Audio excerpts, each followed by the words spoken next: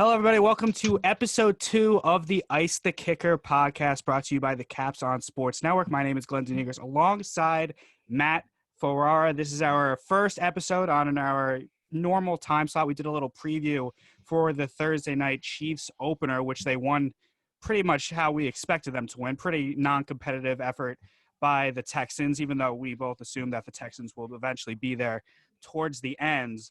But before we get into those games, we're going to start talking about the game that just ended, Matt, and that was that Giants-Steelers Monday night game. And as a Giants fan, I'm one of those more kind of realistic Giants fans. I understand that they're not going to win this year. I understand that it's a work in progress. They have a new head coach. They have a new system. But I'm sure you can relate to this as a Dolphins fan where they lost to the Patriots week 1. We're kind of on the same boat. Even though we didn't expect a win necessarily week 1, even though I kind of like talked my shit on Twitter saying how the Giants were going to win. But like deep down, I knew they were. Yeah. It was still a frustrating loss for the Giants because they had many opportunities to steal that game.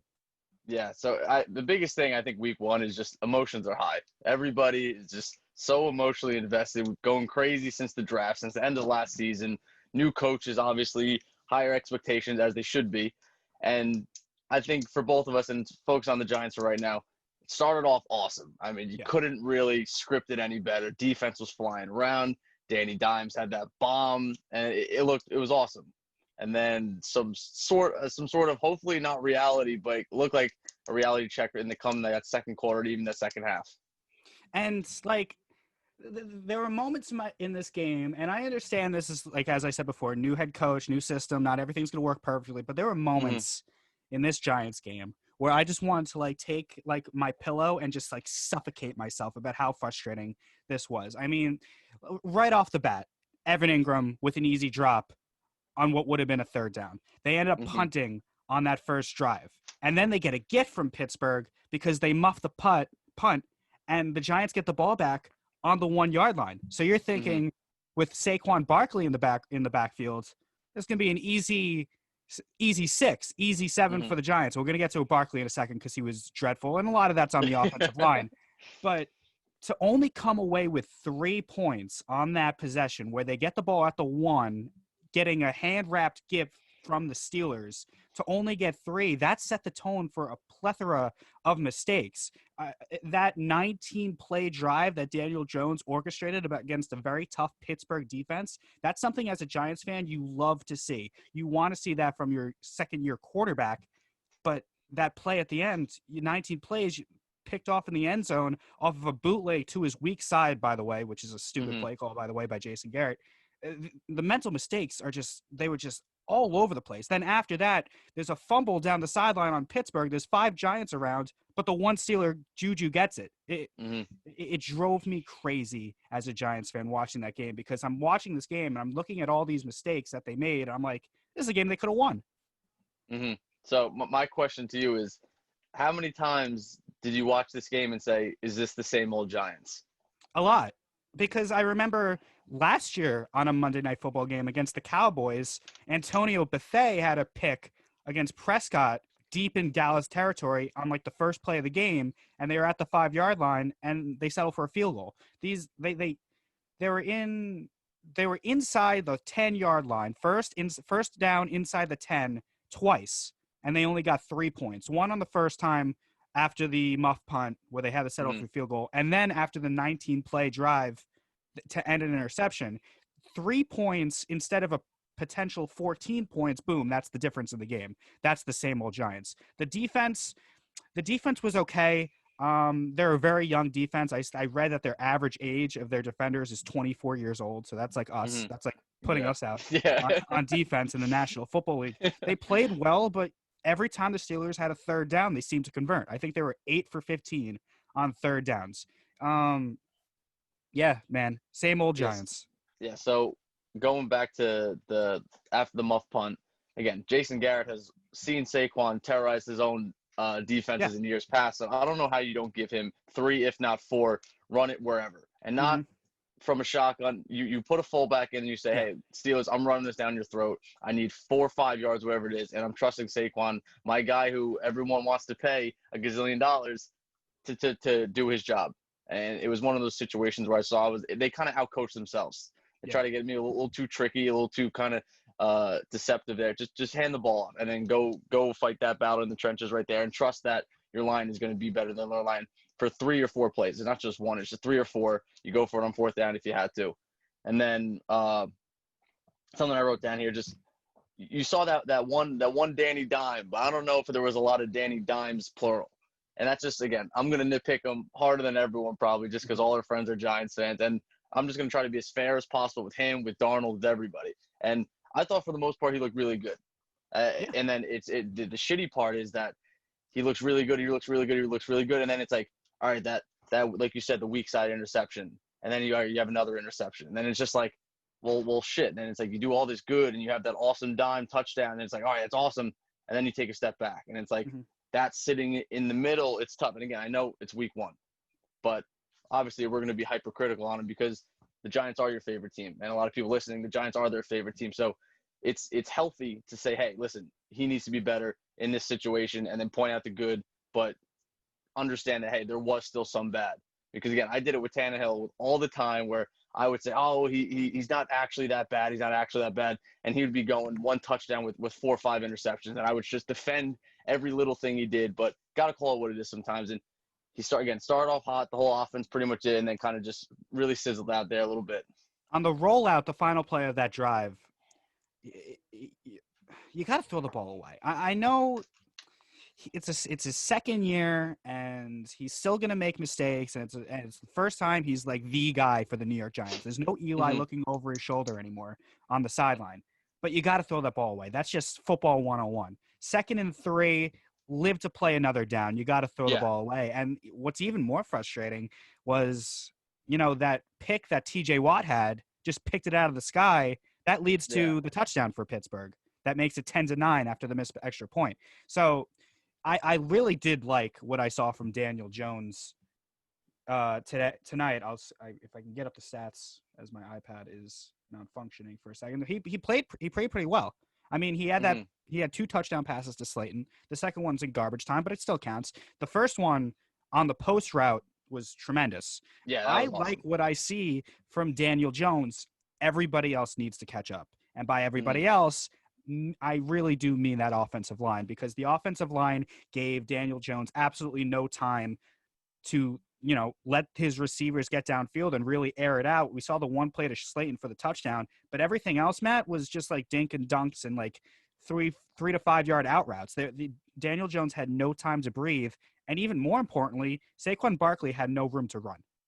Yeah, so we'll get to Saquon in a second, but yeah, the Steelers, the first few drives, again, they look awful. I have Big Ben on my fantasy team, and I was already looking at, all right, what other quarterback can I pick up right now, because they look terrible. But they look terrible because the Giants defense was just pressuring them.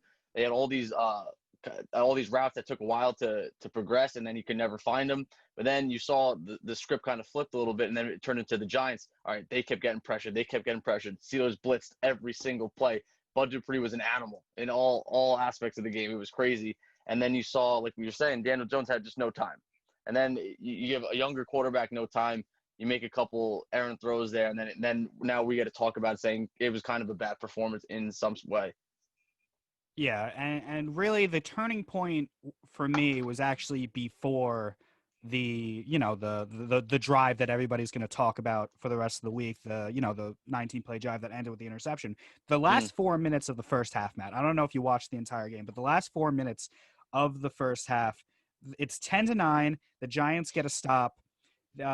Pittsburgh punts it away. Jabril breaks a couple tackles, gets the ball inside the Steelers' 50 around the 47-yard line. Giants have great field position to march down the field, at least get a field goal, go into halftime up 13-9, and then, we'll see what happens. It's a completely different ball game. They don't do that. They don't gain a single yard. They punt it away, and with a minute and a half left, Ben, who couldn't get anything going for the entire first half, in 90 seconds goes 80 yards down the field and scores a touchdown.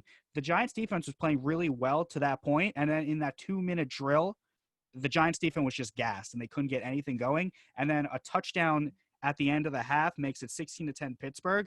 And going to the locker room, a game that the Giants pretty much dominated in the first half, they're down by 6. Mhm. That's deflating at the end of the half. That was the difference for me.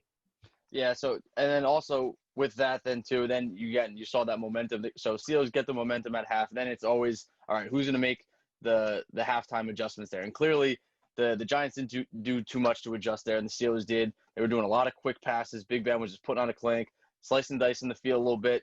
They established the run, and that's even without James Conner. And then again, you just saw once they got the lead, dogs were off the leash, and they just blitzed every single play, and it was just too much to handle by then. And then also again, the only I guess excuse for Saquon say is that all right, maybe because they're down a bunch, they couldn't run it a lot. But going to Saquon now, what did you think about his performance? It's hard for me to really kill Saquon because the second Mm-hmm. he would touch the ball, there would be like three guys ready for him. He had that one, breakout with the screen, and he just shows off his abilities there. Just his quickness, agility, and speed is just off the charts. The Giants just didn't win the battle of the trenches, in my opinion. I think it was more on the line than it was on Saquon Barkley. I don't think Saquon Barkley really had much of a chance. I mean, you can have Barry Sanders, you can have Emmitt Smith, you can have just name the best running back possible in your minds. They're not gonna be anything if the offensive line is getting pushed back every single play. That's something that the Giants have had trouble with for seemingly the last decade is their offensive line ever since like O'Hara and Snee and McKenzie, ever since those guys retired, it's been just a mess with this offensive line. Eric Flowers was terrible. Nate Soldier opted out for COVID, but he hasn't been good since they Yeah, signed him he's from been New terrible England. too. They have, Andrew Thomas, who they drafted in the first round. It takes a while for a rookie offensive lineman to figure it out and get comfortable and get his feet wet in the NFL. And that's under normal circumstances, not Mm-hmm. in this where there's no preseason. So the Giants need their offensive line to play better if they really want to unleash what Saquon Barkley has the potential to be. And what he has the potential to be is probably a top 5 running back, of all time. He has that kind of talent. He's that kind of a transcendent star. As Garett's coming in, Oh, there he look at is. this. But Oh my God. Saquon Barkley, he needs to do better. Yeah. So Gavin, we're talking about Saquon. One sec.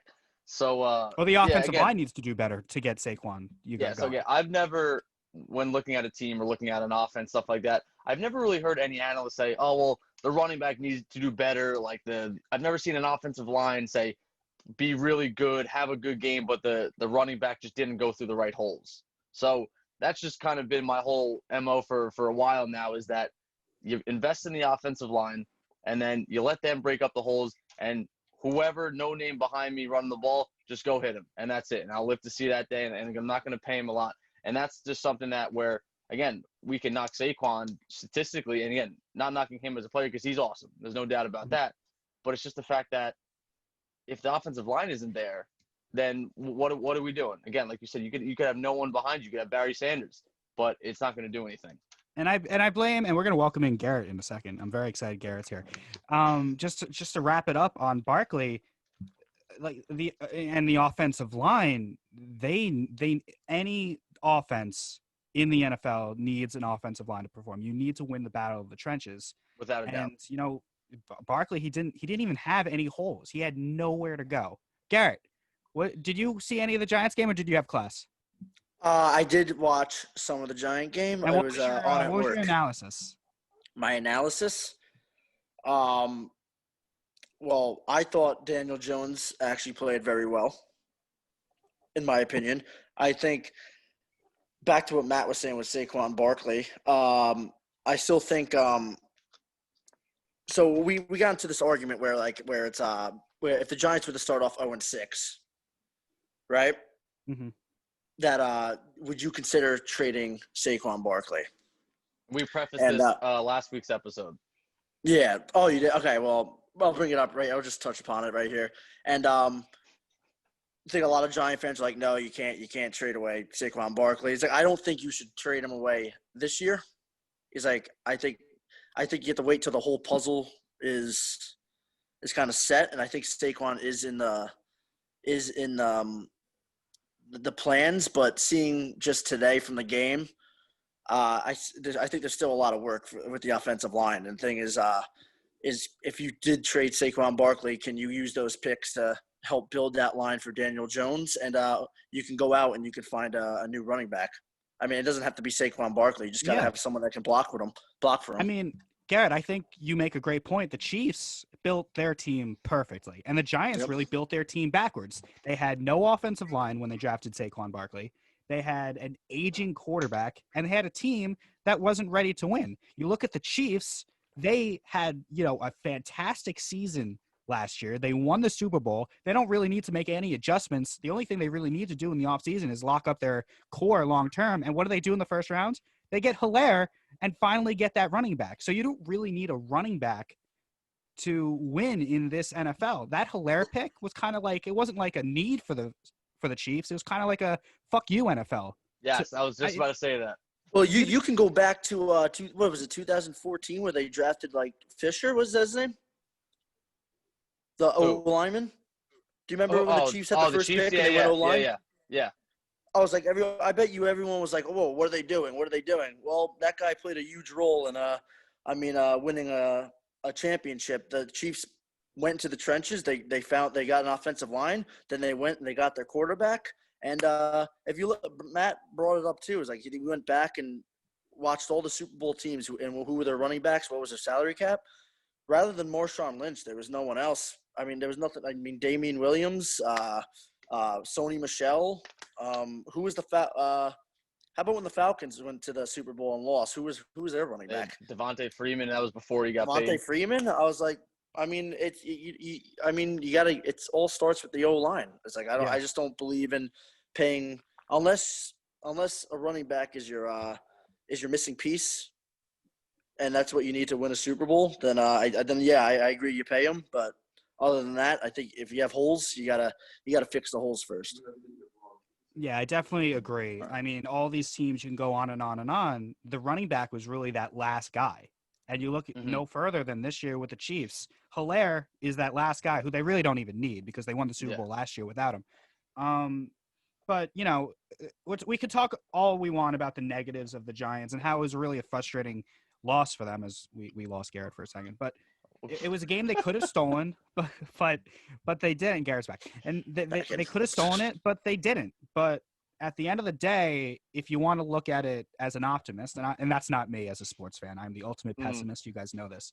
But if you want to look at the positives, Daniel Jones did look very good, other than those, two mistakes on the TJ Watt interception and the interception down in the end zone. So if you're a Giants fan, you got to look at what Daniel Jones was able to accomplish today, even though they didn't get the win. It was kind of frustrating. And you got to be confident that, more and more that this is probably the guy of the future.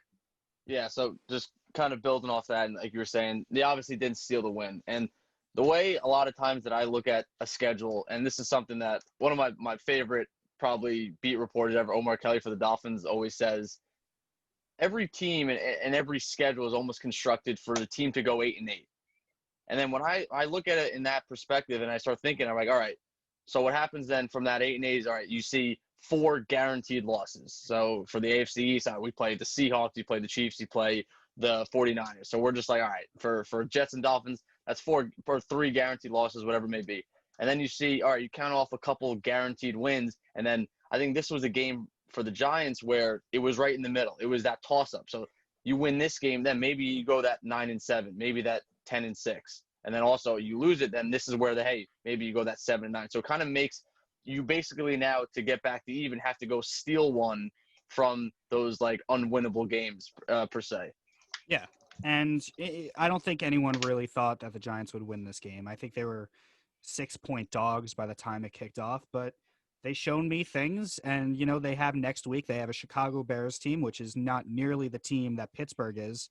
And who knows, maybe they can go into Chicago and, shut things down. And, Mitchell Trubisky isn't, everybody's favorite quarterback. And, the Bears are a little bit of a fortunate team right now because they lucked out against the Lions with that drop at the end. And we'll get into that towards the end of the show when we get through the rest of the Giants game and then the Dolphins game and the Jets game. But, it was a frustrating loss, and I'm not expecting the Giants to do much. If they can win 6 to 7 games this year, I'd be thrilled. But, 26-16, the ball bounces a couple other ways. The Giants steal that, and they didn't. and that's kind of Mm-hmm. frustrating. I think if you look at it, I'm sorry. If you look at it, I was like, I think with weapon-wise, I think the Giants have more weapons. Right? Then who? Would you agree? Would you say the Giants have a little bit more weapons? I think maybe Daniel Jones has a plethora of weapons. I think Golden Tate was out with a hamstring. They And have Evan I Ingram. still had names, yeah. They have Evan Ingram, who needs to catch the ball. He has a tendency to drop passes. I mean, of course, you have Barkley. And this kid, Darius Slayton, came on the scene. I don't recall. Was he drafted or was he undrafted? I'd have to If check anything, that. he was a late-round draft pick. He might have been an undrafted free agent. He's really, come up. Even, leaving him out, though, I was like, I mean, you look at what happened to the Steelers, they lost Le'Veon Bell, they lost Antonio Brown, they lost all these good guys, but I mean, they were always able to stay relevant just because not only they had Big Ben, they have one of the best pass blocking, run blocking teams in the NFL. So I mean, you can always stay relevant and competitive when you can do that, and especially their side of the other side of the football defensively, like they're physical and they play good defense and they get turnovers, and that's how they're always able to stay. Let's not forget Juju Smith-Schuster. He had a huge game. And, oh no, Juju's good. I'm not taking that away from him. And let's talk about Ben for a second. Throughout the entire off season, looking at this week 1 game, and especially today, I was like, I don't think Ben's going to play well. And he was rusty in the first half, but when he needed to make a play, Garett, he did. Yep. Yeah. So seeing it's going off of Juju too, I was really thinking that I don't think there's going to be a happier person to have Big Ben back than Juju Smith-Schuster. Again, he kind of, it wasn't really his fault, but you had Duck Hodges last year throwing to you. You had Mason Rudolph throwing to you. 2 guys that they're not very good. Again, they still somehow scraped away 8 wins, but now he comes in, you got Big Ben throwing to him, 2 touchdowns right off the bat. And just, it was really, really cool to see that Big Ben really, again, after week 1, is not washed by any means. Again, rusty, yeah, right off the bat, but nothing wrong with that. At the end of the day, you battle through all 4th quarters and you give me that performance, I'd ride with Big Ben on my team any day. I agree. And I think a lot of credit has to go to Mike Tomlin. Mike Tomlin, no matter who's on that team over the last 14 years he's been the coach there, he's always had his teams ready. And I think a lot of Big Ben's success, especially tonight against the Giants, should be credited to Mike Tomlin, Garett. He's a really good head coach in the NFL. I would say Mike Tomlin's a guy that, for some reason, I feel like is always on the hot seat, and I just don't know why. It's one of those things that year in, year out, he just always seems to be on the hot seat, at least when you watch ESPN and NFL Network and stuff like that. But again, he looks like just a great coach. And like we talked about last week with coaches, he just looks like a great leader of men. And that's 2 checks right there. And I same thing. I'd ride with him as my head coach too. Let's move on from one New York team that lost by 10 points to the other New York team that lost by 10 points. I don't think you can get more of a different 10-point loss than these 2 teams had, the Giants and Jets. Because the Giants, you look at the Giants game, and you're looking at their 10-point loss, and you're saying, they had a lot of chances to actually win this game. You look at the Jets' 10-point loss to Buffalo, and you're like, how the hell was it only 10 points? They could have lost this game by 40 points, Garett. I mean, Gase – I honestly, when that first started off, and then Sam Darnold, Garett, he really looked like he took a step back. I mean, the Jets ended the season 6-2 last year, going into the season with all this momentum. Supposedly, this is what the Jets are. The Jets are the 6-2 team, not the 1-7 team, and they completely just laid an egg against Buffalo week 1. So, what I think is, I mean, I did not see at all a good game from Sam Darnold. I was saying, in fact, it was actually very bad.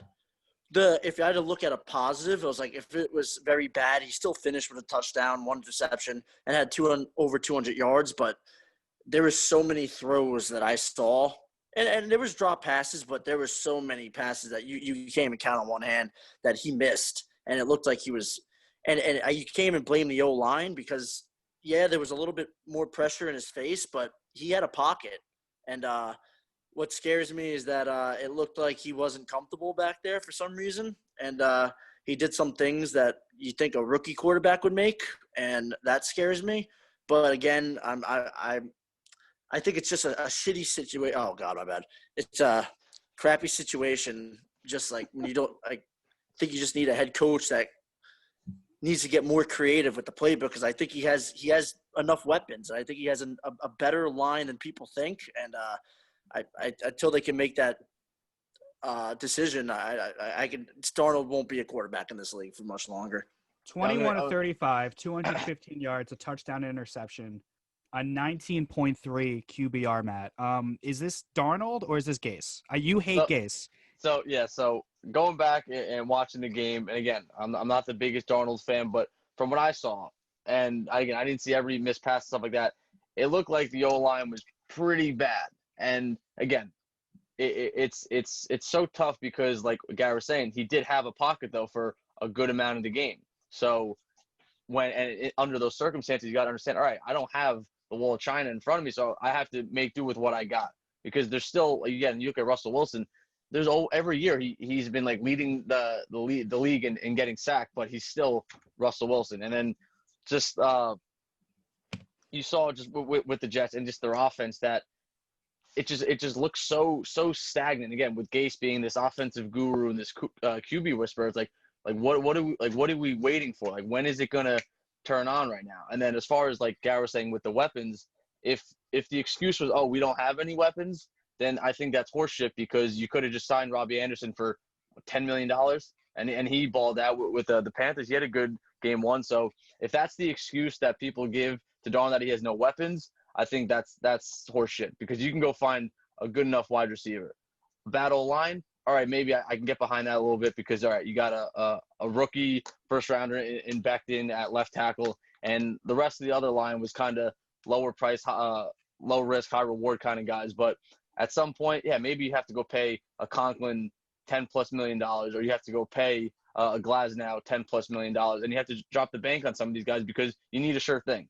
And you don't really have the luxury. Same thing with Darnold, kind of coming towards the end of his contract in a couple of years of wasting his time because again, you're going to have to pay him, and whether how good or bad he does, pretty good some amount of money. So you're going to have to figure it out pretty soon. And I think this is definitely the year where Gase is going to be on the hot seat a little bit.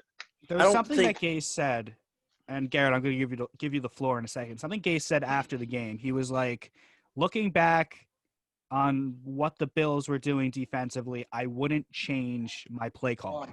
Now, when you lose as badly as you did, and then you come out post-game and you say, I wouldn't change anything as a coach in terms of play calling. Garett, how frustrating is that when everybody's screaming and bitching and screaming about the play call? It seems like though every game it's like I wouldn't change anything. It's execution. If you really pay attention to the plays, there's just no creativity at all. It's like it's like they have Bell, like they say you can use him in the slot. They're not using him it's just they're kind of just using him to run up the middle on 2nd and 10. I was like, and you just don't see any like you don't see picks or you see nothing that could be creative and it shows. And getting back to the whole team, I mean, I don't know if you guys know this, but like Joe Douglas didn't want to come to he's the GM of the Jets. It's like he didn't want to come to the Jets. He's like, and if he was going to come, he's like, he demanded a 5-year contract because he said it's going to take this long to fix this team. He's like, he's not going to be able to fix this and do short-term fixes like these other GMs did. And I think, and it sucks because it's like, is Darnold going to be your guy? Like, there hasn't been any weapons around him. Like, they didn't protect him for a while. It's like his contract's going to come up. You still don't have a good look at him. It's like, do you continue giving him the chance until this roster is set up? But the Jets are still, I mean, I would say 3 years away to even being a competitive team if the guy knows what he's doing.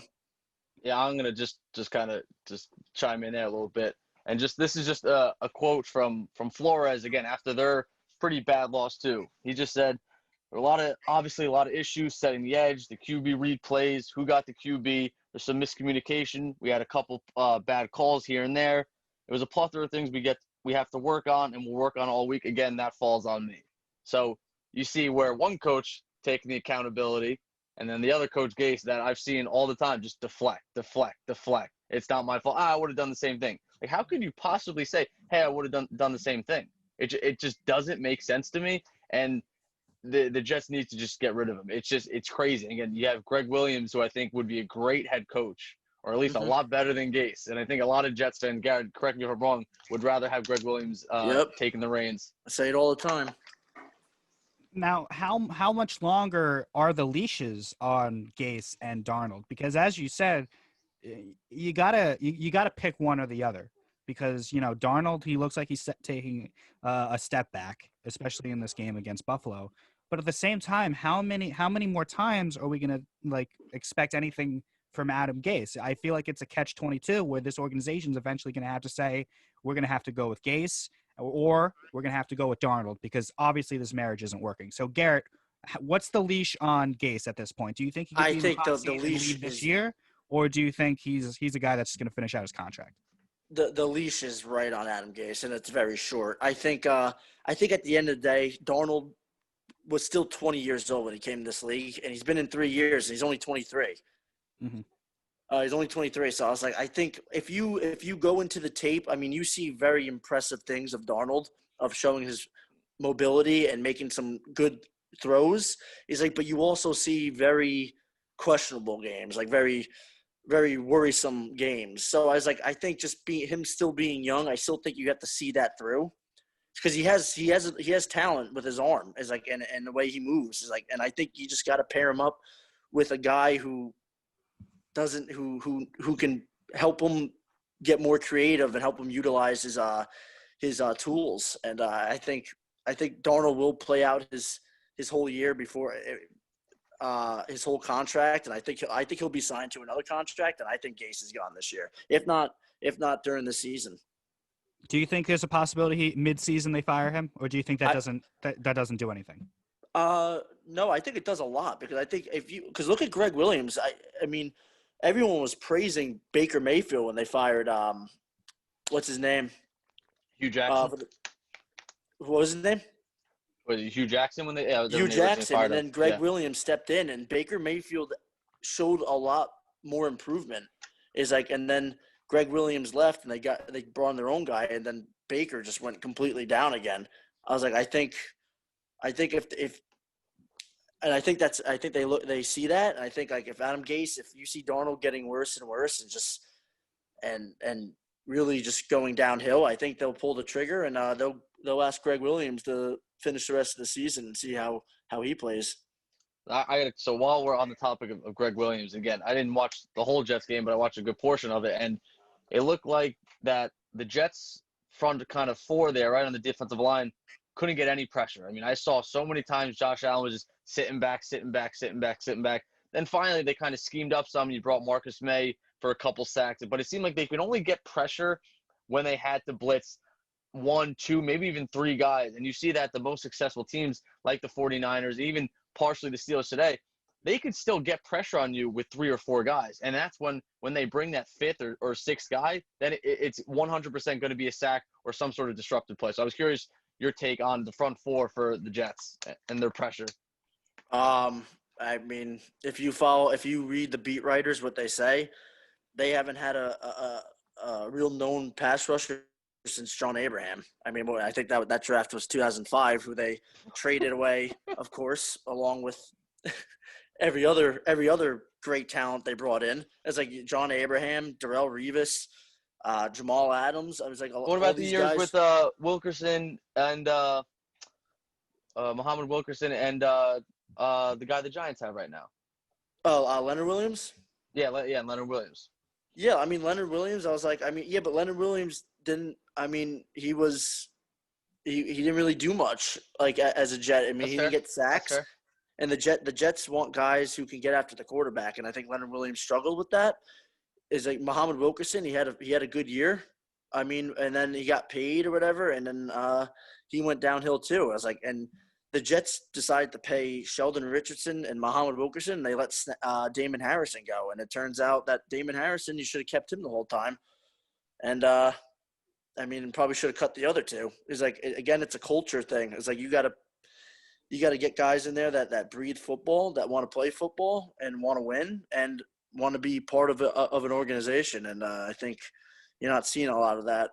But I think Joe Douglas can make that change. I think he's done it. I mean, he's worked with the Ravens. He put together the Ravens team, was a big part of that. And hopefully, I mean, you gotta hope that they bring in the right guy, and we'll see what happens. It's like, I but think yeah, the pass rushing has definitely been a question mark for the last uh, 15 years. my main thing with Gase and the Jets and my problem with them is that Adam Gase can't inspire me to get out of bed in the morning. He is the most bland, Yeah. monotone, boring person. And when you have a young quarterback, a 23-year-old, you need like a guy that's going to kick his ass and like inspire him and like get him determined to be a better player because at 23 the maturation you're not quite Tom Brady at 40 now yet. So you see his press conferences and you see the things that he says, and there's just nothing to this guy. I think the Jets would be better off, and I don't think, and the Jets hiring him got panned immediately. So this is not like a second guess. This is a guy that just I can't coach at all. I saw someone on ESPN, I can't remember who, but he said I wouldn't let Adam Gase coach 12-year-old football players, like a Oh, youth yeah, team. I saw that too. The guy's just terrible, and I think Garett, I think you're right. I think a change of scenery for the Jets head coach wise, and that's gonna be frustrating because they seem to change coaches every year. It went from Rex Ryan to Todd Bowles to now Adam Gase. They can't get that consistent leader, and that's really a problem because it just feeds into that same old Jets kind of rhetoric and kind of like kind of system that they run there. And I mean, I think even with the Giants, I was like, I mean, the Giants have two Super Bowls in the last, I mean, whatever years. It's like, I mean, like as much as it has that they struggled over these last, I mean, couple years, like they're still like that culture is still there. You know what I mean? I was like, with the Jets, that culture has it's never been there. It's like I mean, they don't know what it's like to win a Super Bowl or whatever. And I think just stepping in as a Jet quarterback, I mean, like you kind of it's almost like you expect things just to go bad, no matter how talented you are. It's just like it's just the way You just wait for starting that from the same old Jets kind of mantra. yeah, and the thing is, like even as a Jet fan, you hate hearing it, but like it's true. I was like, it's just same old Jets. It's like it starts with ownership, it starts with the front office, and I mean, like, and it just trickles down to the players. It's like it doesn't even people are like, oh, they passed on Patrick Mahomes, but you know what? If Patrick Mahomes played for the Jets, he probably wouldn't. I mean, he wouldn't be holding up the Lombardi Trophy. He'd probably be on his way out too, for all you Yeah, know. and you could It's say like it same just thing, different sport. New York Knicks, they were one spot away from getting Steph Curry, and everyone's like, "Oh, what if Steph Curry, fell to the Knicks? What if the Warriors didn't pick him up at 9 and the Knicks got him at 10?" Well, if the Knicks got him at 10, maybe he's not Steph Curry. Maybe he's just like this bum because yeah, everybody on the Knicks is a bum, and everybody on the Jets, the same thing, turns out to be a bum because Sanchez first round pick bust, Geno Smith. Very early second round pick bust. Sam Darnold really not cutting it so far in his first 3 years in the NFL. So the Jets have a culture issue. And Garett, I'm going to disagree with you on the Giants not having a culture issue. This is a team now that's on their third head coach since Tom Coughlin, and they've lost more games than any other team in football the last 3 years. So eventually, yeah. those Super Bowl pedigrees from 2007 and 2011, they're gone at some point. This is not the same team. None of the players from those two championships are there anymore. Both New York teams have this really, really, really bad culture of losing. And they have kind of this, expectation to lose. And that's not the way New York franchises should be Yeah. at all. I And I I feel probably like shouldn't. in terms of the Giants and the Jets, I trust Joe Judge turning that around more just based on Yeah, what he me says too. and his ambiance and his character and the way he carries himself more than this, clown Adam Gase. I shouldn't have said like culture probably because I mean the Giants have struggled. I mean, and I mean, both New York teams are complete laughingstock over the last 3-4 years. 100%. But but I think with the Giants, there's more like expectation. It's almost like the Yankees. It's like the Optimism. Giant way. It's like I was like, I mean, we've won Super Bowls. I was like, you guys have there's four. You guys have won 4 Super Bowls. You're up there with the Steelers and the Patriots and stuff like that. It's like the Giants have a winning tradition. You know what I mean? So I think when you step in there, that's what you expect. You step in with the Jets. I mean, you kind of just think. I mean, it's just like, oh boy, like how long am I gonna last before this ship sinks? And Garett, as a Jets fan, and Matt, I'm going to give you the floor in 1 second. But Garett, as a Jets fan, how infuriating is it for you to, have those, like that culture problem and have that, we're the same old Jets. We're just going to be these losers, and get a guy like Adam Gase who hasn't really won anything, and not get someone like a Mike McCarthy who won a Super Bowl with the Packers. Again, I think it's the best examples. Like Woody Johnson leaves, Chris Johnson hops in. He's like, and you grab a coach from Miami who didn't pan out,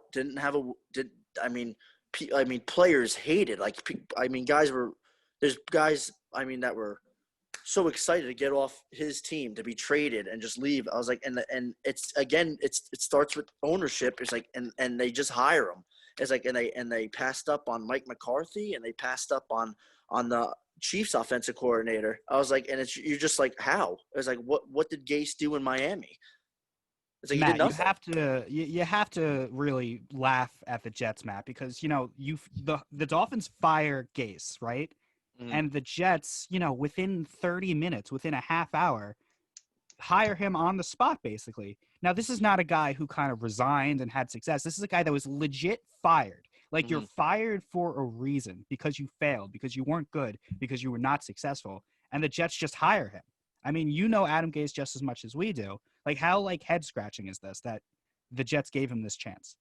Yeah, so, again, it was so confused. Like you said, it felt like it was 30 minutes later. It seemed as if clearly the Jets wanted Gase. They wanted him really, really badly. And then right when the Dolphins let him go, we want him. And it's just very interesting to see, because you have seen how Gase has played against the Bills and he hasn't had success, how he's played against the Patriots and he really hasn't had any success. The only team he seems to have success against is maybe the Jets a handful of times. But there was really no success in the grand scheme of things after him being the OC for Peyton Manning. And then just kind of you look at Adam Gase as the head coach of the New York Jets, and then I think about, just like we were saying before, with kind of New York sports and stuff like that, like, what is the draw to come to New York right now? Because you don't really see it. Again, obviously you got Le'Veon Bell with a big signing, but at least for the Giants and Jets right now, it's like who wants to be in New York? And that's what I kind of want to just throw on you guys. Like, if you're a big name free agent, like, what is bringing you to the Jets and what is bringing you to the Giants? I don't really think anything is bringing me to the Jets or Giants, because, these kids now that are entering the NFL and getting into free agency, they're not old enough to remember when, the Jets had, Curtis Martin and they were making the AFC Championship in 98. They're not old enough to really remember the Giants Super Bowl in 2007, because that was, that was like 13, 14 years ago now. So there really isn't an appeal to New York anymore, because everybody's going to want to go to, the New Englands where the culture is winning, to like the Chiefs where you have Patrick Mahomes. And also, you don't really need New York City to build a brand anymore, the way the world is now with technology and social media. And we get into this discussion about baseball as well, but we'll stick it with football. You don't need New York City anymore to really build yourself up. You can make your name anywhere. Yeah, I think you make a probably greatest point I've heard in a while, that you shouldn't have to sell your team as the New York Giants or the New York Jets. Like, you got to be, you're the Jets, you're the Giants, and then sell that, if you get what I'm saying with that. But you can't sell that anymore, because if you try to sell it, you're going to lose, because the Giants, since 2011 when they won the Super Bowl, they made it to the playoffs one time, and that was that 10-6 or 11-5, whatever it was, McAdoo year, where they took the picture on the boat and then it got blown out by the Packers in the wild card game. And then the Jets haven't been in the playoffs in 10 years when they made it to back-to-back AFC championship games with Rex Ryan. So the entire last decade, the whole 2010s, have been an absolute nightmare ever since the Giants, won the Super Bowl that second time.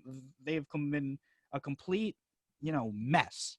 Both teams, both New York teams have combined for one playoff game since 2012, and that was that Packer game for the Giants. MetLife Stadium has been open for 10 years. That's a whole decade. They have hosted one playoff game, and that was that wild card game the Giants had against the Falcons in 2011. The Jets have never hosted a playoff game at MetLife Stadium. Both teams just don't have the culture that we in the New York bubble kind of think they are. Like, we in the New York bubble look at these New York teams as the upper echelon teams in their respective sports, but a kid in Florida doesn't feel that way. A kid in Texas doesn't give a damn about, New York City. So the city is not appealing anymore, in my opinion. It's the only thing to be appealing to these kids and to these free agents is winning, and neither team does that. Yeah, I mean, I think to a certain extent, though, that makes sense. But I think putting it aside of just playing for the New York Jets or New York Giants, like I think people do, like even without football reasons, people might enjoy, I mean, coming to New York City and just being able to just, I mean, live there. You know but what I mean? is that make that much of a difference as a free agent? Oh, I mean, I mean, I guess you would. I mean, I feel like there would have to be some type of survey for that or something like that. I mean, I couldn't. You know what I mean? I was like, you would have to Like Patrick Mahomes just dedicated the next 10 years of his life to live in Missouri. Like yeah, it doesn't. You know the New York City doesn't matter anymore. But money talks, right? I mean, when you get $500 million, like, I mean, I don't care where I'm going. I was like, I mean, I got $500 million. I was like, I mean, I'll go to Alaska if that's the case. Yeah, but at the end of the day, it's building a winning culture, and it's drafting right, and it's picking the right players, and it's picking the right coaches, and it's picking the right quarterbacks. And New York, both teams haven't done that so far. And you know what? That's how I feel with the Jets, because, like, I mean, if you look at it, like, after the Rex Ryan era, like when he went to the back-to-back AFC championships, before that, the Jets were never really a laughing stock. I was like, I mean, they had an offense that moved the ball, right? That didn't have all these problems. Like they weren't crazy good, but with Chad Pennington, like Curtis Martin, I mean, 98, they made the AFC championship. Like they really weren't a joke. They made the playoffs in the early 2000s, the 03s, 04s. Yeah, I was like, they were always right there. Under Mangini in 06, I think they won. Yeah. They went to the playoffs. So they weren't ever terrible, but ever since Rex Ryan left, and they brought in Bowles and now it's been crazy. It's been crazy. It's like now they really, after that last AFC championship run, they've really just, I mean, they've hit rock bottom almost, and they can't crawl out of it. It's like, and again, I don't know who to blame with it. I was like, and you see now, I mean, players back then probably wouldn't have mind going to the Jets in free agency, but now it's like, it's almost like they use them to kind of get more money. It's like, Ndamukong Suh. Ndamukong Suh was a good example that he kind of just used the Jets to kind of just raise his value up, and it worked. Is like, and that's what happens when you have a culture like that. You just get used. And it's a shame because, New York is such a big market, and if these two teams can be competitive, I mean, the city would go crazy. I mean, how amazing would, we talk the Subway Series in 2000 with the Yankees and Mets. How crazy would it be those 2 weeks in New York if the Giants and Jets were in the Super Bowl at the same time? Like, that would be insane. Like, the city would catch on fire. That's how insane it would be. But it's rough because, neither New York team is close to winning anything right now. And it's a shame because a lot of teams that, aren't in the market that New York are ready to win the championship. And the Chiefs are the best example because you can't compare Kansas City to New York City. You can't compare Missouri to this, tri-state area market. It's completely different, but they have the good football team and we don't. And it's frustrating. But, we'll move on to Matt's Dolphins because that was a rough game, and you must be as frustrated or feel the same kind of frustration that I feel as a Giants fan with the game that just happened because, you kind of went into that game with a little bit of optimism.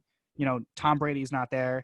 Cam Newton wasn't good last year with the Panthers. He got shipped out of town. So you're probably looking at this game like, hey, we can steal one against a Patriots team that's not going to be the same. But Cam Newton played very well in his debut, and the Dolphins offense could only muster 11 points. Yeah, so just with the whole game, again, like you said, going into it, you're like, all right, yeah, Tony Romo and Jim Nantz announcing the game. So clearly, in the eyes of the media, CBS brought the number ones out. That's what I mean. This was a big game. And they kind of laid a goose egg. And we could use the excuse of, like, all right, like, new system, but it wasn't. For Fitzpatrick, this is his fifth or sixth year in Shanghail's system. So I was really disappointed offensively with kind of what they were doing. It just looked good at times, and then it just went totally flat. Like, you scored, 3 points in the first half, and it's like you're not going to beat a Patriots team like that. You're just not. And then defensively, specifically the rush defense, I was very, very, very disappointed. I mean, you invested in guys like Shaq Lawson. You invested in guys like Emmanuel Ogbah. You drafted Raekwon Davis in the second round. You invested in guys like Landon Roberts as a linebacker. And so a lot of this money was invested into the defense, and they couldn't stop the run. And the same kind of game plan that the Patriots use of pretty much just running down your throat, why aren't the Bills with their mobile quarterback and Josh Allen? They're going to do the same thing now. So, again, it was a very almost a little alarming. Again, I'm not hitting the panic button just yet, but like you said, there's a lot very emotional. I really wanted that statement kind of game win, get on the map with division win in Foxborough again, and they kind of just they went flat. The thing that scares me with the Dolphins, I was like, you see last year that they completely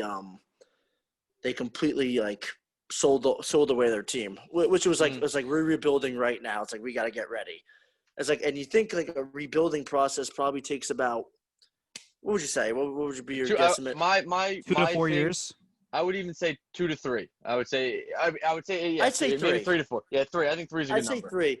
I think the way they went into free agency, I feel like they I think it's almost like they were trying to win now. I feel like. Yeah, that's fair. That's what scares me, though. I think it's like almost like a quick fix. Like, let's get good now, rather than let's just hold on to our money. Let's have like tryout years right now. See who can stay, who can play, whatever. I was like, and we'll piece around the money. I mean, for people that we want to keep. I was like, I think like you see these guys now that they're being. I was like, it's almost like they're trying to like be competitive right now, rather than like let's just work our way into it. So to rebut that a little bit, and so again, agree to some extent. And you look at, all right, Byron Jones was the longest contract they offered someone and got. It was 5 years. And you have Xavier Howard locked up for another 3 to 4. Ogbah was a 3-year deal. Shaq Lawson was a 3-year deal. Obviously, the rookies are going to be 4 years at the minimum. And some of the other deals, though, however, you look at Ted Karras, the center, he's a 1-year deal.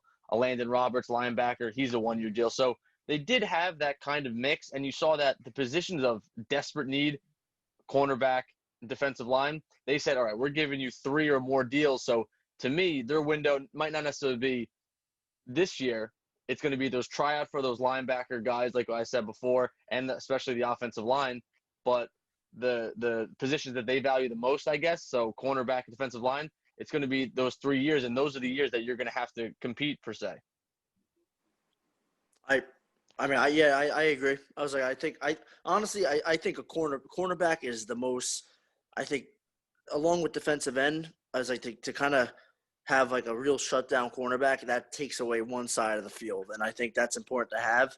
I think it was just kind of other signings, just like it just feels like it was like we have salary cap. It's almost like let's spend it right now. Let's spend it right now or whatever, rather than like let's just build through the draft first. I was like, and then when we're ready and we feel like we're ready and then we got our young talent or whatever, like let's start making free agent signings now, is like that can help us get us over the top. Just saying that, I was like, I also have to I'm sorry, I had to pick up my brother. It's like, so I'm gonna have to like bounce after that. Good. So I'm gonna try to join back in. So you can go off what I said. Thanks, Garett. I got you. Right, There with the cameo. Guys. Love that. Yeah. So Matt, let me ask you this. Okay, I know you're saying you're not like picking up the panic button, right? But you told me your brother is. Yeah. Now, has your timeline for the Tua debut, has that moved up or has that stayed the same? So going off that again, and right off the bat, I was like, I want to slow cook Tua, maybe not even play this year at all. I swore by those words. And then it turned into, or I said last week, week 13 against the Bengals. I was like, not nervous in a bad way, but that like nervous, anxious, exciting, because Fitzpatrick threw 3 picks. If he would have thrown another one, even say throw 3 in the first half, I was like gripping my couch. I was like, holy shit. I was like, is it Tua time right now? Like, is this actually happening? And I think it was kind of cool to see that from a fan's perspective, is that he's QB2 right now. Mm-hmm. And he is a rolled up ankle away from getting in there. So I think it's something that I need to accept, and the fans need to accept that, hey, you might see him earlier than you may want, and when the time comes, hey, we've invested him, so let's see what we got. Again, I still would rather have him learn the system, perfect the system the best way he can in practice, stuff like that, and then go show what he's got. But like I said also last week, if Fitzpatrick is the sole reason you're losing games, then hey, maybe you just switch up there, and then it is what it is. And then we rock with Tua and then see what we got. 20 for 30, 191 yards, 3 interceptions, no touchdowns, QBR of 72.6 for Fitzpat. I mean, that's not great. The reason I feel like the only thing holding back Tua, assuming that he's 100% healthy, the only thing holding back Tua to me is that the Dolphins feel like they have a window to win this year, and they feel like Fitzpatrick gives them the best opportunity to win. If that's not the case, and they think they're better off, even if Tua is still learning the system, if they're better off in terms of winning a football game with Tua than Fitzpatrick, I think it's time for Tua. And that's something that my brother brought up too. And again, I'm a little stubborn in my views in some sense, and he was basically saying the same thing you just said, where, hey, if you think Tua gives you a better chance in the slightest way, then why are you not doing it?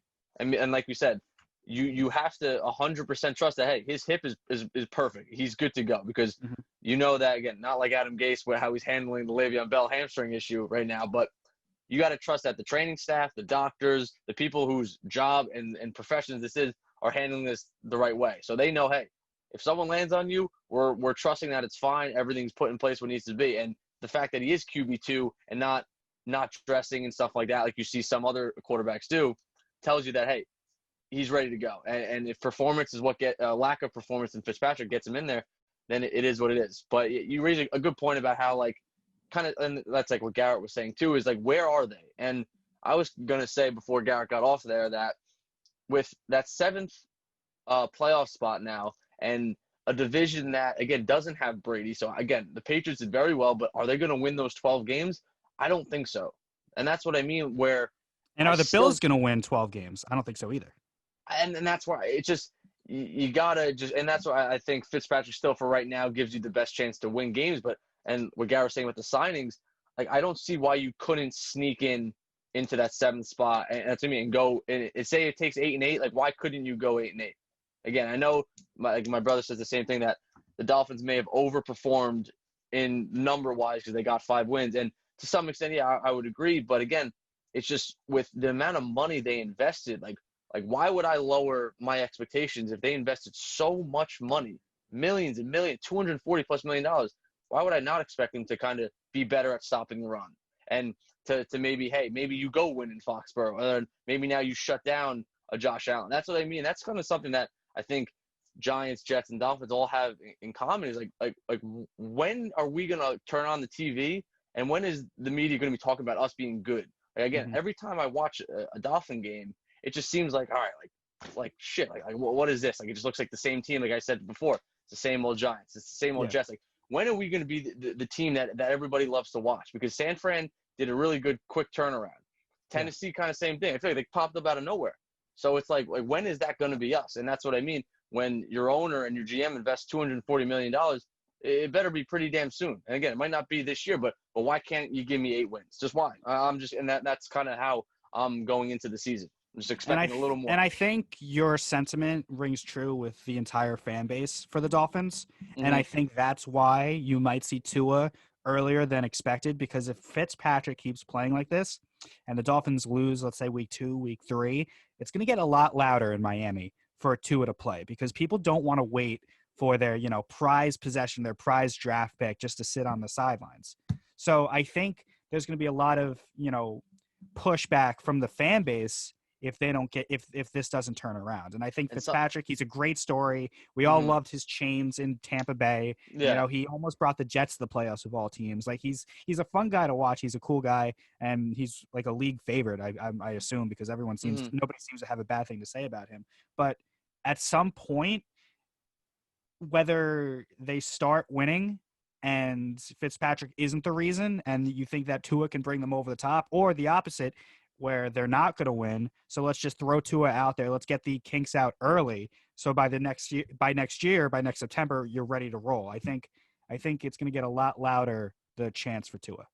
And I think, physically speaking, it might get a lot louder because the Dolphins are allowing a maximum of 17,000 fans in the stadium where, again, they're playing at other places where you're having none. So, again, I trust Flores to not make an emotional decision and listen to the fans, but I'm going to be very interested to hear what happens when we're walking back into the locker room in halftime and say if we're down a bunch to the Bills, and then see if the boos are ringing and if the Tua chance start. I couldn't hear you. What do the Dolphins have week 2? So week 2, the Bills at home. Okay. And the Bills are coming off that's a big great game. because, the Bills are, the consensus favorite to come out of that division. They made the playoffs last year as the wild card. No Brady. They're expected to take the, step forward. If Fitzpatrick, doesn't play well and they lose to the Bills and now they're 0-2, it might be time at that point. I think it's gonna depend. Again, it's the way. Again, I'm very nervous for the Bills just because that's a game that I just wrote down and texted some of my friends that I don't really have them winning either to the Bills, just on paper. But a game at home against a divisional rival, that's what I mean about, like, as a fan base, like why am I writing that off, unfortunately, as two guaranteed losses, especially at home? Because you expect them to lose, because that's what you're grown up. I mean, how many times has the Dolphins made the playoffs in your fandom, of the Dolphins? Twice? The Pennington year and then 3 years ago. And then in 2016 when we made it, Gase's first year, we got absolutely demolished by the Steelers, and we had no business being there. So it was like, it was awesome we made it, but then it was like we had no business. We weren't a playoff team, if that makes sense. So I definitely think that it's going to – Tua time might be nearly approaching. And then if we lose and Fitzpatrick has another bad game, I think the Jaguars in week 3 is a perfect game, if you're willing to do it, to get him in there. Yeah, and that's why I think this Patriots game was so important as someone on your kind of side to say, no, let's wait until it. Let's see what Fitzpatrick can do. Because if Fitzpatrick plays well on Sunday and they beat the Patriots, nobody's yelling for Tua because you 100%, yeah. And if 100%. if they upset the Bills, that's gonna kind of quiet the Tua crowd, and people are like, all right, 1-1, let's see what Fitz can do there. So I think week 2. Huge, because the odds with a team that starts 0-2, their chances of making the playoffs are what, like 30%, and then 0-3, it's basically the season's over. So I think the Dolphins are in a turning point, not only for this season but as a franchise going into the Bills game, because that's when things could turn at the quarterback position very quickly. Yeah, every game, again, especially when you have that young rookie quarterback that you're expecting to be your future. And same thing with the Giants with Daniel Jones last year. Every game and every play, basically, you're standing on eggshells, and you're just very hypercritical. And some cases that's good, some cases that's bad. But it's definitely, you raise a good point that, the Tua time is approaching, and I really feel it. And it might be a little sooner than I want, but hey, it is what it is. Let's go across the sideline and go to the Patriots for a second, and we can stitch it into the Brady conversation that we were planning on having. We talked about last episode about the Brady versus Belichick, how this year is pretty much going to prove, or the next few years since this divorce has happened, is going to prove who was the guy in New England. Was it Brady because of Belichick, or was it Belichick because of Brady? And round 1 this week went to Belichick because Cam Newton looked very solid against your Dolphins. He ran for, was it 2 touchdowns? Yeah. He didn't turn the ball over. He played exceptionally well, in my opinion. I mean, he didn't take a lot of risks down the field, but he gave what the Dolphins he got what the Dolphins defense was giving him, and he played like how Tom Brady would play in a game like that, and that just speaks to Belichick's system. Yeah, again, it's just the more you look at it and the more I saw it, it was just like what a perfect fit for Newton and even the Patriots. And it's almost, and you know what? Newton sat around there for the entire league to take forever, for months. That's what I mean. So you really think about it, it's like every other team, you let this happen. And even again, you could say for the Dolphins, like, why not take a flyer and pay Cam Newton $1 million? Why not? Again, even if Tua is your quarterback, who cares? Because again, like we said, we don't really know where they're at this year, but why not? To me, any team could have taken him. Why couldn't the Jets have taken Cam Newton and just start him as your backup? And that's one of those things that you just saw that he, like you said, he didn't do anything crazy that kind of jumped off the page at you, but it was like 15 for 19 for just like 150 yards. Like he did what you needed him to do. He made the throws when he needed to make throws, and he just was an absolute force that they couldn't stop. And then anytime you kind of see that mobile quarterback nowadays that they do this little option, you're already limiting one extra guy in the box because one guy has to cover the quarterback and the other guy now or someone else has to get the running back, where opposed to, hey, Daniel Jones or even say Roethlisberger, he's not doing any options here. He's just handing it off. So you know where the ball is going. So it's that extra added element of a game plan that teams need to figure out is going to be hard for teams to kind of stop the Patriots early on. My only kind of critique offensively is going to be, what is it like when they're down? And unfortunately for the Dolphins, they were never ahead of the Patriots. And they just milk clock, ran it. So they didn't really score quick. So I'm very curious to see how they do in a 2-minute situation and when they kind of need to air it out a little bit, a little more explosive stuff. And that's ultimately what you're going to see when you play the Ravens and you play the Chiefs. Cam Newton was 15-19, as you said, 155 yards, no touchdowns, no interceptions, 79.7 QBR. He led everybody, both Patriots and Dolphins, in rushing with 75 yards and 2 rushing touchdowns. The only bad thing he had was that suit he wore pregame, that yellow thing that he wore with the hat. That's fair. That was really ugly. I was like Dolphins by a million when I saw that. But he did really good. And Belichick has to be really, really pleased, not only because his team won and Newton looked good, but Brady didn't look that great without him. Yeah. So just the last thing, just with the Patriots and Cam, is that you open up a whole level of creativity with McDaniels and with Belichick that they didn't have with Brady. Again, I love Brady. I think he's the GOAT, obviously, all that stuff. But there's just so much more you can do with Cam, at least on paper and schematically. So I think the Patriots right now just got to be just chawing at the bit just to get ready for week 2. It's an exciting time, I think, to be as if it's never an exciting time to be a Patriots fan. It's exciting for them, especially to see maybe a more revamped offense, something that they're not used to. I agree 100%. And you know what? If it was Stidham at quarterback, I'm sure he would have played well too. Belichick just has this ability to get anyone to play well. Like, it doesn't matter who. They had Chris Hogan catching balls in the Super Bowl. Monmouth guy, by the way, Chris Hogan. But my thing about Chris Hogan, he says Penn State lacrosse in his little intro, and everybody at Monmouth hates him for it. We don't understand. Little shade at Monmouth, but it's whatever. But Belichick's system, anyone succeeds there, and it's amazing. And everyone was like Newton, didn't play well with Carolina.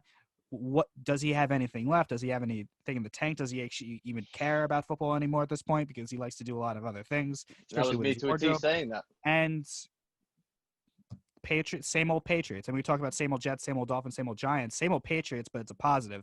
And they're just absolutely, they gave it to the Dolphins.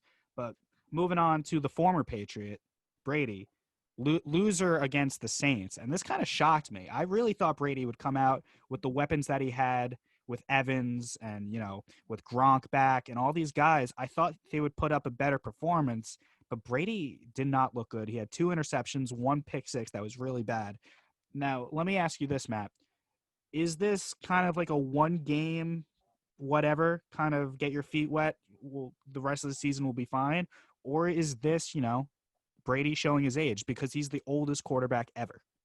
Yeah, so, again, it was almost like, how Tom Brady was it that he started off kind of really hot, and then he scores the first touchdown of the game. And everybody is like, wow, he's the GOAT, he's the best ever, they're going to be electric. And then it just completely just went just totally flat. And then, like you said, you really wonder, all right, at what point do we say, all right, is this finally kind of the end? Is his age kind of catching up to him? And especially in an era where mobile quarterbacks are the hot new thing, and they seem to be the thing that win you games and potentially win you championships. So it's a weird thing for Tampa Bay to be in right now, because, again, you're fully buying into these next year or two that Tom Brady is your quarterback. But I'm very curious to see if it doesn't pan out. Where are you going to next? Are you going to what? Josh Rosen is your future on your practice squad right now, or are you just going to completely have to rebuild and tear it down if these next 2 years don't work? And it's going to be a very weird thing for the Buccaneers, because they're more win it now than any team I've seen in the last 5 years. I mean, they basically said we're trying to win the Super Bowl within the next 2 years, or we're just going to have to tear it down again. That's what I mean. So it's weird. Brady went 23 for 36, 239 yards, 2 touchdowns, 2 interceptions, ran for one as well. Let's give the Saints some credit. I mean, everyone's going to talk about how bad, Brady and the Buccaneers were, but the Saints are a good football team. We alluded to this last week. They're the team that was in the AFC Championship 2 years ago. They made the playoffs last year. They're always knocking on the door. Breeze, although he's older and this might be his last year, he's still a guy that can get the job done. So a lot of people are going to bash the Buccaneers and bash Tom Brady, and rightfully so because they didn't play well at all. But Saints are a good football team. Yeah, the Saints, and especially just again defensively, you saw it almost became too overwhelming for Brady, and then offensively, kind of the same story. They just were just clicking and firing all cylinders, and like it never really seemed to have that massive negative play like we saw today in the games we watched with the Giants, where all right, you get stuff for 5-6 yards on a run. Like that just doesn't happen to the Saints, and then they just, if they need to catch up and say there is one negative play once in a blue moon, they just a little screen pass here, a little pass to Michael Thomas. They have the contingency plans in place to catch up if they need to. Yeah, they have Hill. I mean, he's a guy that plays all over. Alvin Kamara had 12 carries, 16 yards. Murray had 15 for 48. They have guys like Cook, 80 yards receiving. They have dudes, and they're a really, really good football team. And I don't think you push the panic button on Brady yet. No, because how many times have we seen this the last 5 years? The first 4 weeks of the year, Brady starts 2-2, maybe even 3-1, but he doesn't look great. And every pundit is like, "Oh, this is the end for Brady." And then who's in the AFC Championship game? Tom Brady. That's what I mean. So we cannot let ourselves fall into the trap. We can't. As much as we want we have to be different here. We can't be like them. We have to be different here. We have to say, listen. And doesn't Tom Brady doesn't he deserve the benefit of the doubt? Yeah, exactly. He again, that's where it's different with the rookie, where you haven't really seen him play in a professional setting where, hey, he might not be that good, but Tom Brady has really never proven us wrong. So it's one of those things that we have to, like you said, give him the benefit of the doubt and just see what he's got. Because again, he can wake up tomorrow or wake up on Sunday whenever he plays next and then just ball out, and then we're not having this conversation. So we have to not let ourselves fall into that trap that this is it for Brady. Yeah, just take a deep breath. We just take a deep breath, because by week 17 they're going to be in the thick of things. I don't think that's a question. But it's fun to talk about when Brady does bad, because he never does. So when he does play bad, we got to jump on it, because it's the only 100%. Opportunity we have to do that. Let's move on. Last game we're going to talk about, because we're nearing the end of our second episode of Ice the Kicker. The Cowboys-Rams game, specifically the missed or the bad call at the end on the OPI. I believe it was Amari Cooper. Was it Amari Cooper? Or it might have been Gallup, but it was Jalen Ramsey. Yeah, Jalen Ramsey was in coverage. So that's the game right there. If that doesn't happen, the Cowboys might win that game. Now let me ask you this, because Ingram today had a little bit of a more blatant offensive pass interference. Mm-hmm. Could have gone either way, in my opinion, but I understood why the call was made against Ingram, but that wasn't it. The Cowboys call was egregious. It wasn't a good call at all. Do you think, and we'll get into more of the X's and O's of that game in a second, do you think you should be able to challenge a pass interference call?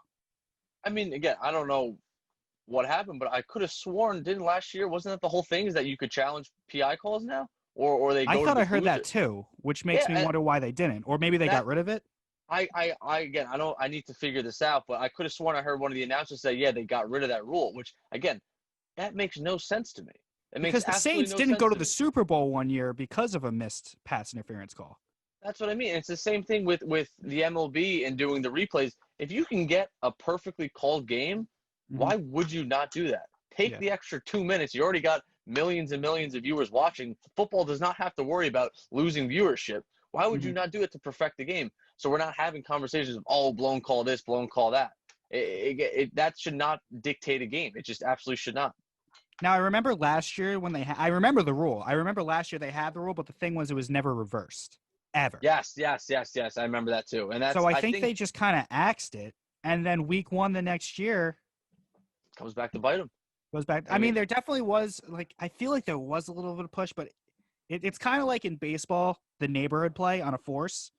Like, that can't happen. Like that can't dictate the outcome of a game. Now I'm thrilled. I hate the Cowboys with everything I have. Of course, yes. But games can't end like that.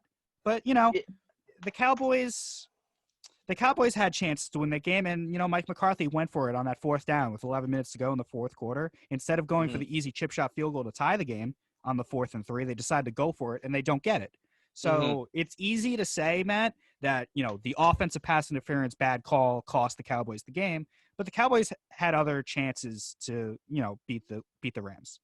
Yeah, and I agree too. And you even just look at the play as a whole. Like they were backed up pretty much in their territory, in Dallas's territory, and then they threw a bomb. So it's like it's one of those things that it was obviously kind of a desperation type of play, but it's like I definitely agree with it. You could have figured out some other way to at least get 3 points and keep that game tied, kind of finishing up in the fourth quarter there. And just overall, I did.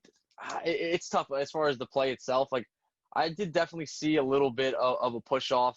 And again, it's one of those things where you hope that if the refs were calling plays like that, and if they were being very on the wide receivers and the cornerbacks in their hand play, if they were calling it the whole game, then you say, all right, at least they were consistent. But if they were letting everybody play and letting everyone kind of rough each other up a little bit when going for passes, and then they call that just because it's the fourth quarter, that I would definitely disagree with. Yeah, and it was an entertaining game, and I just want to say one thing that has nothing to do with the game. That stadium is just absolutely insane. Yeah, I mean, I can't imagine seeing that in person. Just I seeing can't it just either. from the I the don't drone even footage. believe that's a real place. I think they were just messing with us. It looks massive, and like the whole outside kind of canopy thing is just crazy to me. I mean, it really infuriates me, and I was thinking about this all day. They built that, just palace, right? And then at East Rutherford, we have this toaster in the middle of the swamp. And It's you the have ugliest two teams. thing. Yeah, that's what I mean. It's like they had two teams invest in it. Yeah, and you I mean have the whole again thing with the Giants and Jets, or making that stadium gray and look like a big look toaster unfinished or whatever it is. Yeah, Like they're like, oh, we have two teams, we have to make it neutral. I mean, there's a dual. Yeah, they're two teams. Stadium. Yeah, It looks great. Yeah, I don't know. Yeah, they definitely. Yeah, just staying sidetracked here. They definitely dropped the ball at MetLife with as far as the whole stadium's concerned. Yeah. So the Rams pulled that one out. I like the Rams as a team. I think McVay is one of the best coaches in the NFL. Yeah, He went to the I Super love Bowl McVay. a couple years ago. I think Goff had a step back after that one Super Bowl year that he had. He played really bad in that Super Bowl, and then they didn't make the playoffs last year. I think the Rams are a team that you need to look out for moving forward. They obviously got a gift against the Cowboys. Cowboys had a tough break. Their tight end out for the season with an ACL injury. And That's big. Van Der Esch too with the broken collarbone. So that's two huge. And I think you're seeing around the league a lot. And again, I think people just need to understand that this is just football. It sucks. Again, we can get as excited as we want every year. The guys we got. But has it ever happened where the guys you start with end up playing in Week 17? No. There's always that one catastrophic injury on each team. And it sucks so much, but it's just that's just football. Again, guys, ACLs go down the whole time, done for the year. And every time you turn on the TV or I check my phone, it's this guy's out for the year, this guy's out for the year, this guy's out for the game. And I think even more so because these guys haven't been touched a single time yet. Mm-hmm. So this is the first time really kind of hitting someone and getting hit that their bodies aren't really conditioned for it. Now, let me ask you about that. In my opinion, watching through all these games this Sunday, we talked about this on the first episode, how there might be like kind of a rusty, kind of like a sloppy level of play. For the most part, I thought all the games were pretty solid in terms of your quality of football. Yeah, I mean, just at least the games that we've been focusing on the most with the Jets, Giants, and Dolphins, there really I didn't see many penalties or many pre-snap penalties, which usually is an indication of rust or a young team. And again, I think across the league too, I've been seeing a lot of clean play. So I was honestly very impressed with that, and obviously tip of the caps to all the coaches out there with getting their teams where they needed to be from that standpoint. But yeah, I definitely agree that there really wasn't a lot of sloppiness going around, like not really a lot of missed tackles. I mean, again, with the Giants, Blake Martinez seemed like he was running around all over the place. I don't think the guy missed one tackle the whole day. So he definitely wasn't rusty. Yeah, there was not one moment watching where I was like, oh, you know what? If there was a preseason, that wouldn't have happened. And going off of that, that could probably mean in future years that there's a cut down on training camps and preseasons. I mean, I understand why it's important for like rookies and a few second-year players. But why do 5 to 10-year vets need to do training camp? Why do they need to do OTAs at this point? Because these games were fine. So I think that's a great topic to end with right now. Mhm. Is I would have to 100% agree, because imagine, say, last year, Daniel Jones' rookie season, and it's a week 2 preseason game, week 2, and Daniel Jones goes down with an ACL injury. Mhm. Again, you would be devastated. Yeah. And then at the very least, and it might be dumb to say, but at the very least, you want him to get hurt at least in a real game. Yeah. Just make it mean something. Mhm. Make that contract and make it worthwhile. And those It's just one of those. preseason games, nobody watches them. They suck. No, yeah, and I think there's definitely something you could do as far as just scrimmages amongst other teams, kind of in a Mhm. more controlled atmosphere, without TVs. It doesn't matter about that. And I would agree with you that I really can see the NFL definitely, maybe not taking away all of them, but I can see them definitely going maybe 2 weeks. And I think 2 weeks to at least give the incoming rookies and the new guys a chance to earn a spot. I think that, at the very least, taking all things under consideration, would be a good thing to do, and just go 2 preseason games. And then maybe even, I know Jerry Jones wanted it, maybe you add in a week 18 to the NFL. If I were the Chiefs, I would never play Patrick Mahomes in a single preseason game, ever. I mean, He's worth way too much money, and if he sprains an ankle or tears an ACL in week 3 of the preseason, what am I doing? Why did I do that? Again, you couldn't have said any better. It's just, it really makes you wonder, like, for these guys, it's like, yeah, you want them to get the rust off. Go get the rust off in practice, but just practice against your first team defense, and push the pace and make a game and still keep it in that atmosphere, hey, where you're not getting hit or you're not getting rolled up on by a 300-pound defensive lineman. Again, as a coach, it's like, obviously you want your guys to get better, but do you value health more? Because again, people always say availability is the best ability. Well, if I got Patty Mahomes and I'm paying him $50 million, whatever it is, I want him to at least make it to week 1. Yeah. By God, he better make it to week 1. And if he gets hurt in a preseason game, it's like, it's almost like shame on you for the coaches. The best ability is availability. That's from The Bronx Tale, one of my favorite movies. I did not know that. There you go. That'll basically do it. Unless, Matt, is there any other topic we did not get to that you want to touch upon in any other game? So the last little sound bit here, I think Minshew Mania down in Jacksonville was running wild. And he's definitely someone to look at, because the Jags were, I thought, again, full in on tank for Trevor Lawrence. But who knows? I think that's definitely something to keep an eye on as these weeks progress. Who knows? Maybe the Jets are so bad that they end up getting the 1 pick. Then you have to choose between Darnold, or do you pull like a Murray Rosen and get Lawrence? That's something we can talk about when we get Garett back on here. But it's a great conversation to have. It's a conversation for another episode. But that'll definitely do it for this second edition of the Ice the Kicker podcast. We'll be back. I believe we're doing a preview, right? Yeah, we'll try to definitely get something else too. We'll get something before next Monday. We'll definitely try to get something out before the weekend, so we can kind of preview week 2, because we did a lot of recapping. We want to look forward in the next episode, so definitely check that out later this week. So that will just about do it for us. For Matt Farrar, my name is Glen. Thank you for listening to the second episode of Ice the Kicker, and we'll see you next time.